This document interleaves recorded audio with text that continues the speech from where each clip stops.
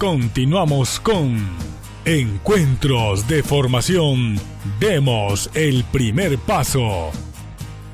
Bueno, mis hermanos, los televidentes que nos siguen en este momento, en este tercer programa de preparación a la visita del Papa Francisco, vamos a adentrar en este tema de la fe que el Señor ha sembrado en nuestros corazones.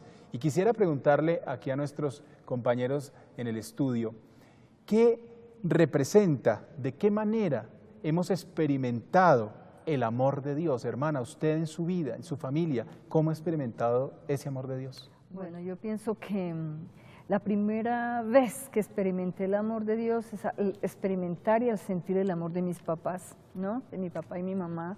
Yo soy la mayor de 8 hermanos y ellos siempre me hicieron sentir muy amada por él y muy responsable de mis otros hermanitos. Pero también, en la medida en que ya iba avanzando los años, he experimentado muy fuertemente en el llamado que él me hizo a la vida consagrada. Siento que él me amó y se entregó por mí. Me ama a través de cada circunstancia, a través de su palabra. A mí la palabra me enriquece, me orienta y lo experimento mucho a través de la gente que yo amo. Sí, a mis amigos, de mis amigas, de mi familia, de mis hermanos. Hace 2 meses nació una bebita en la casa, entonces la sonrisa de ella cada día que va creciendo, un centímetro, uno experimenta el amor de Dios. Entonces hay muchas formas de experimentarlo y también aprendí a experimentarlo en el sufrimiento. ¿Quién pudiera creerlo? Sí. Porque uno en el sufrimiento, pues uno no quiere, pero aprendí a entender que también a través de las pruebas, a través de las cosas que no me gustan, él también me está haciendo llamado. Entonces hay muchas maneras de experimentar la naturaleza. Me encanta la naturaleza, la canción, las personas que aman, la espontaneidad, la creatividad, la gente que es creativa, a mí me encanta, ¿sí? Cuando la gente es espontánea y sale con chistes, yo me lo disfruto. Entonces, me encanta. Yo creo que cada minuto el Señor está haciendo esa presencia permanente en mi vida y la experimento a todo paso. Ismael, ¿cómo ha experimentado ese amor de Dios en su vida?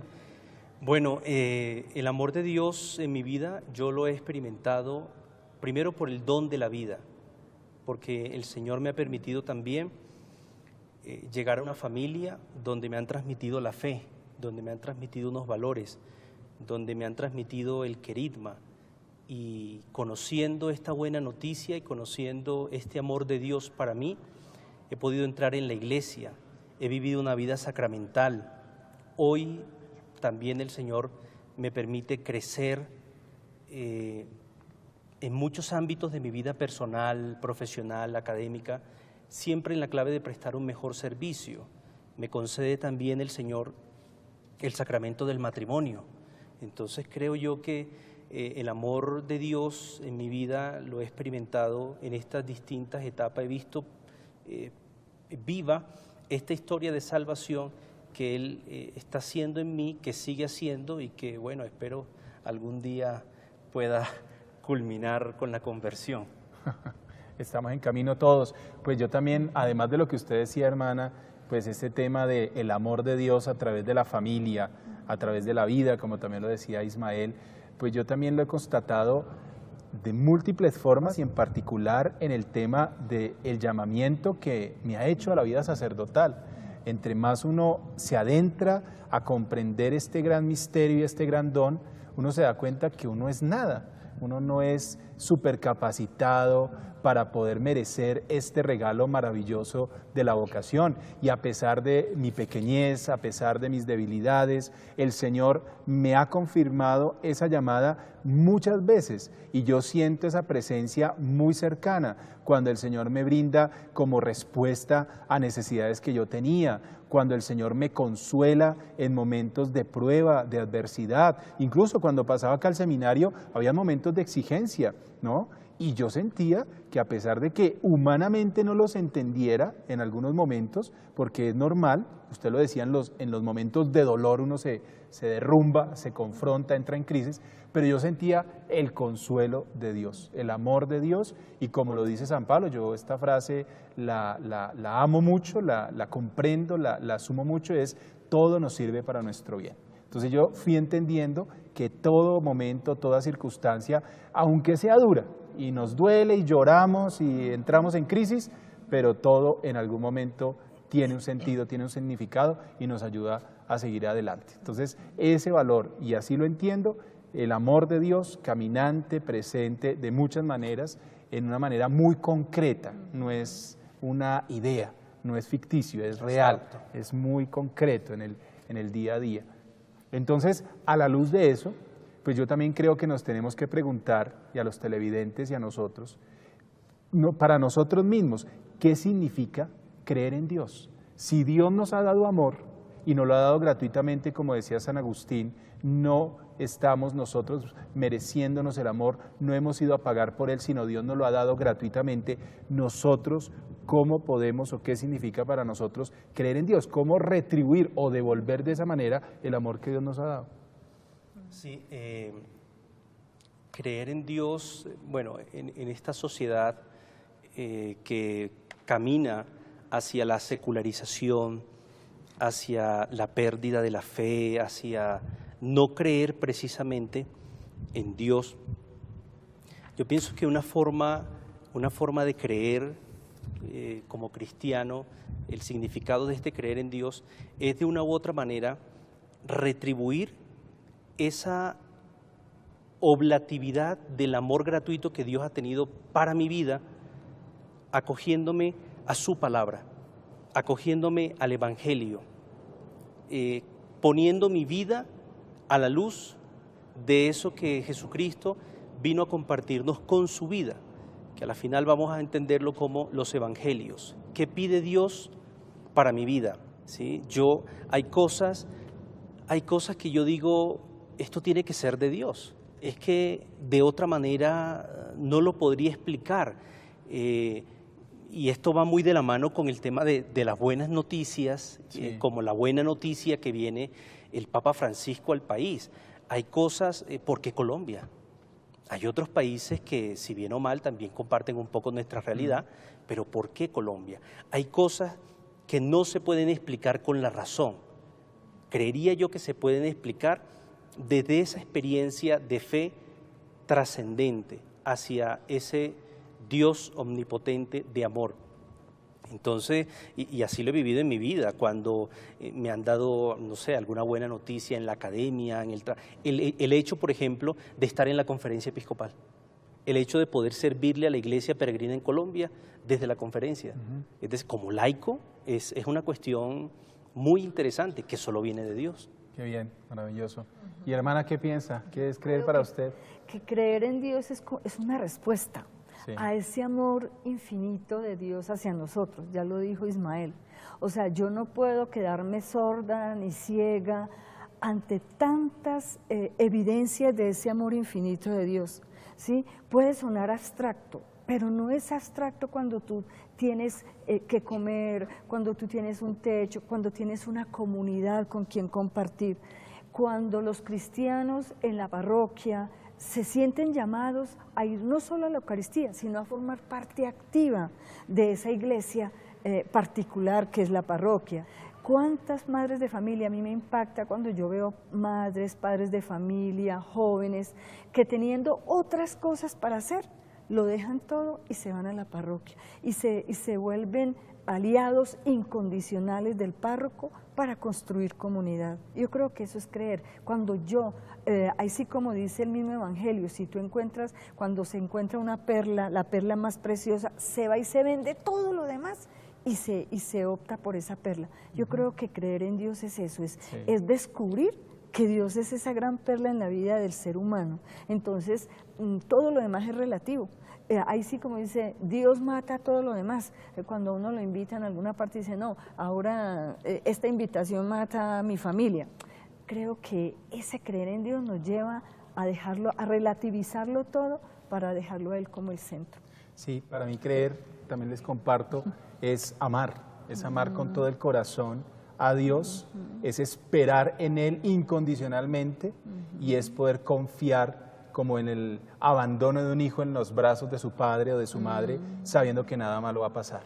O sea, es como el abandono absoluto en Él y la espera total en Él, sabiendo que Él no falla, Él no es infiel. Yo puedo fallar, pero Él nunca me falla. Entonces, es una experiencia realmente de una relación de amor y de entrega mutua.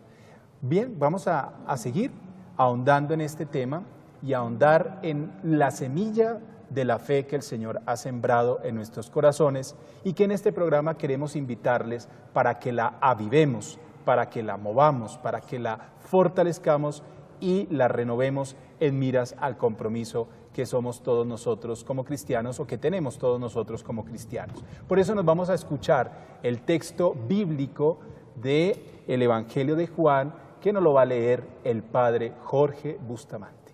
Del Evangelio de Juan.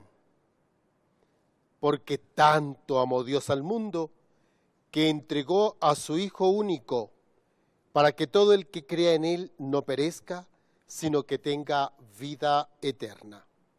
Porque Dios no ha enviado a su Hijo al mundo para juzgar al mundo, sino para que el mundo se salve por Él. El que cree en Él no es juzgado, pero el que no cree ya está juzgado, porque no ha creído en el nombre del Hijo unigénito de Dios. Palabra del Señor. Gloria a ti, Señor Jesús. Bueno, Dios ha enviado a su Hijo al mundo. Y yo me estoy preguntando, Padre Juan Álvaro e Ismael, ¿para qué envió Dios a su Hijo al mundo? Pues el texto del Evangelio de Juan es súper claro, creo yo. El Señor Jesús no ha venido a condenar, a excluir, a aniquilar al pecador, sino vino a salvar, a rescatar, a buscar al que está perdido. Yo creo que esa es la esperanza de tener nuestra confianza, nuestro corazón, nuestra fe en Él, porque a pesar de nuestra realidad humana, el Señor viene a salvarnos, se abaja, se acerca, nos levanta y nos lleva hacia Él. Para esa es la misión que creo que tiene el Señor Jesús en medio de nosotros y que nos la ha revelado a través del Evangelio. Sí, sumado a eso, Padre, y trayendo a colación el Catecismo de la Iglesia Católica, donde manifiesta que la historia de la salvación comienza desde el momento mismo de la creación, yo considero que la venida de Jesucristo a la tierra, encarnarse como un humano, más, todo menos en el pecado, obedece también a ese plan salvífico de Dios. El Vaticano II va a decir que la plenitud de la revelación está precisamente con Jesucristo. Y este plan salvífico, pensemos un poco en la pedagogía de Dios, que Dios ha tenido, bien sea con el pueblo de Israel, envió profetas, no quisieron escuchar a veces a los profetas.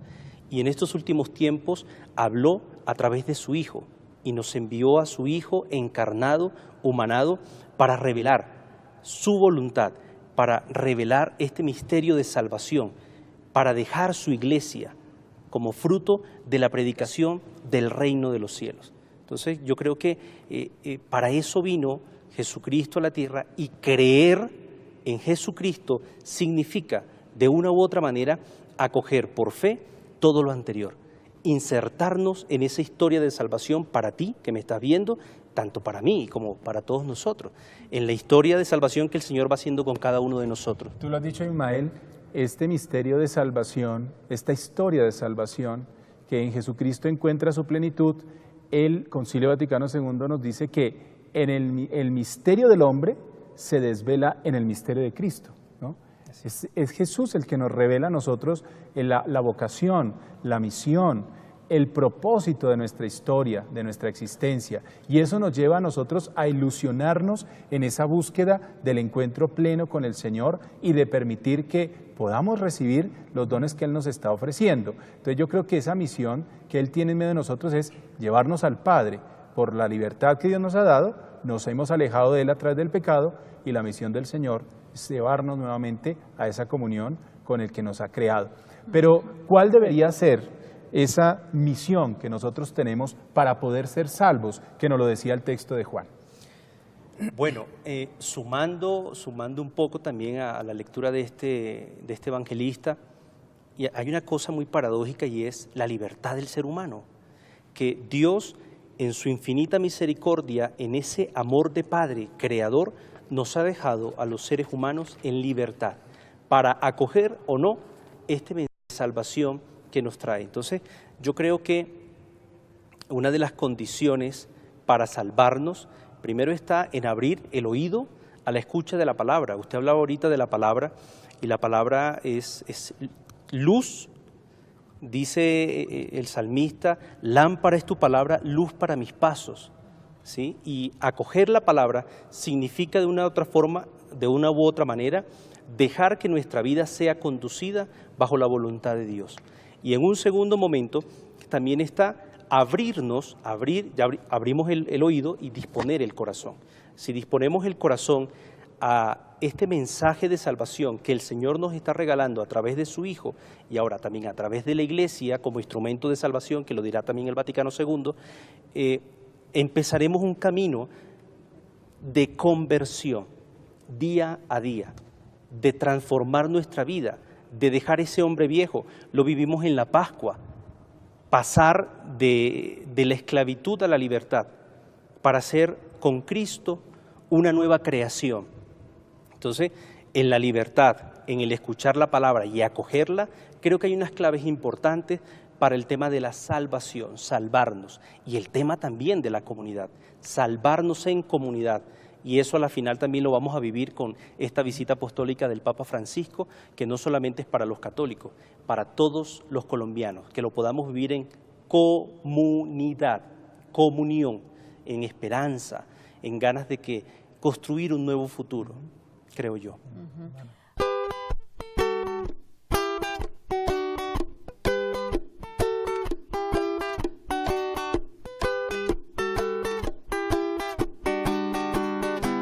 Quiero agradecerte, Señor,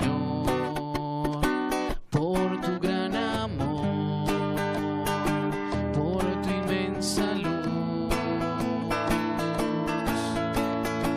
Quiero agradecerte, Señor, por la inmensa paz que tú me das.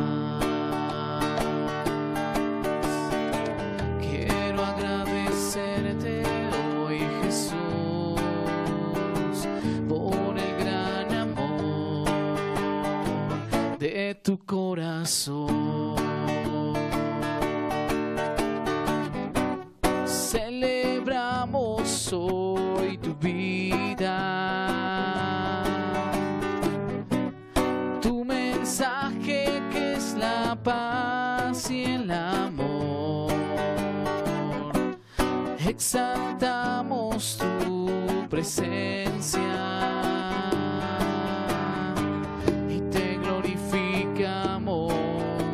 por tu resurrección. Es un buen día para agradecerte, Dios.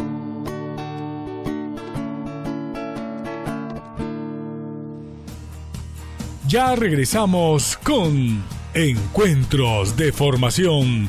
Demos el primer paso.